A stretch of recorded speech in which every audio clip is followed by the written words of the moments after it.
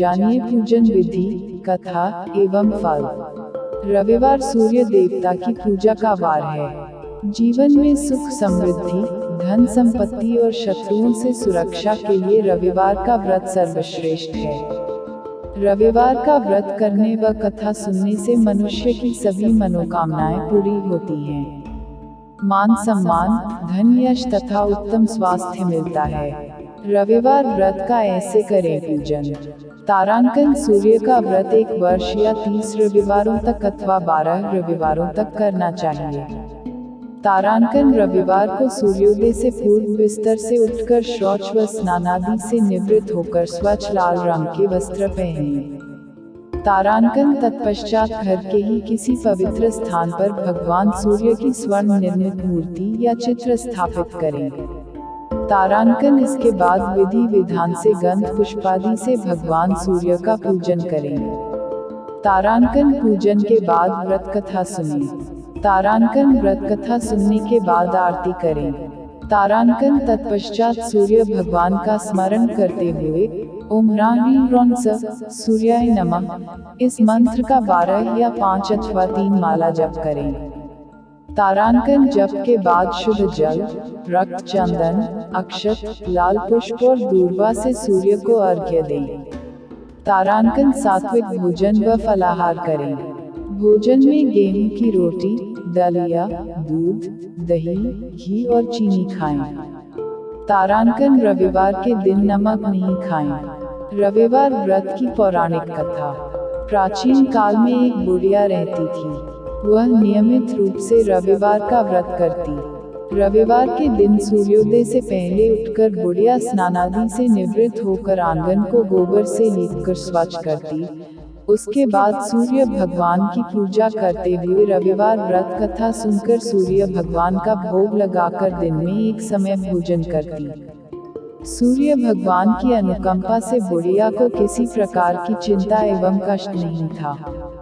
धीरे धीरे उसका घर धन धान्य से भर रहा था। उस बुढ़िया को सुखी होते देख उसकी पड़ोसन उससे जलने लगी। बुढ़िया ने कोई गाय नहीं पाल रखी थी, अतः वह अपनी पड़ोसन के आंगन में बंधी गाय का गोबर लाती थी। पड़ोसन ने कुछ सोचकर अपनी गाय को घर के भीतर बांध दिया। रविवार को गोबर न मिलने से बुढ़िया अपना आंगन नहीं लीप सकी। आंगन न लीप पाने के कारण उस बुढ़िया ने सूर्य भगवान को भोग नहीं लगाया और उस दिन स्वयं भी भोजन नहीं किया। सूर्यास्त होने पर बुढ़िया भूखी प्यासी सो गई। प्रातःकाल सूर्योदय से पूर्व उस बुढ़िया की आंख खुली तो वह अपने घर के आंगन में सुंदर गाय और बछड़े को देखकर हैरान हो गई। गाय को आंगन में बांधकर उसने जल्दी से उसे चारा लाकर खिलाया। पड़ोसन ने उस बुढ़िया के आंगन में बंधी सुंदर गाय और बछड़े को देखा तो वह उससे और अधिक जलने लगी। तभी गाय ने सोने का गोबर किया। गोबर को देखते ही पड़ोसन की आंखें फट गईं। पड़ोसन ने उस बुढ़िया को आसपास न पाकर तुरंत उस गोबर को उठाया और अपने घर ले गई तथा अपनी गाय का गोबर वहां रखाई। सोने के गोबर से पड़ोसन कुछ ही दिनों में धनवान हो गई।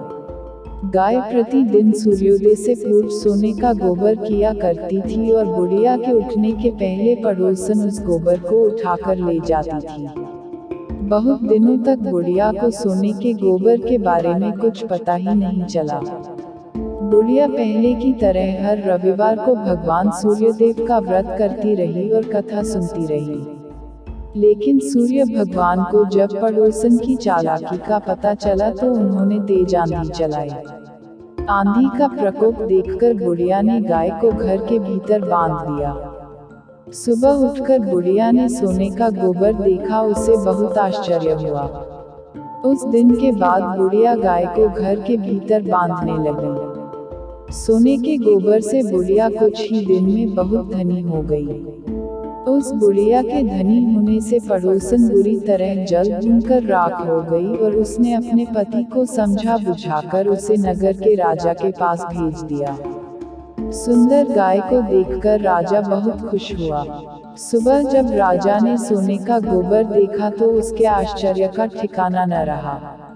उधर सूर्य भगवान को भूखी प्यासी बुढ़िया को इस तरह प्रार्थना करते देख उस पर बहुत करुणा आई। उसी रात सूर्य भगवान ने राजा को स्वप्न में कहा, राजन, बुढ़िया की गाय व बछड़ा तुरंत लौटा दो, नहीं तो तुम पर विपत्तियों का पहाड़ टूट पड़ेगा, तुम्हारा महल नष्ट हो जाएगा। सूर्य भगवान के स्वप्न से बुरी तरह भयभीत राजा ने प्रातः उठते ही गाय और बछड़ा बुढ़िया को लौटा दिया। राजा ने बहुत सा धन देकर बुढ़िया से अपनी गलती के लिए क्षमा मांगी। राजा ने पड़ोसन और उसके पति को उनकी इस दुष्टता के लिए दंड दिया। फिर राजा ने पूरे राज्य में घोषणा कराई कि सभी स्त्री पुरुष रविवार का व्रत किया करें। रविवार का व्रत करने से सभी लोगों के घर धन धान्य से भर गए। राजतय में चारों ओर खुशहाली छा गई। स्त्री पुरुष सुखी जीवन यापन करने लगे तथा सभी लोगों के शारीरिक कष्ट भी दूर हो गए। व्रत का फल तारांकन। इस व्रत के करने से मनुष्य को मोक्ष प्राप्त होता है। तारांकन। इस व्रत के करने से स्त्रियों का बांझपन दूर होता है। तारांकन। इससे सभी पापों का नाश होता है।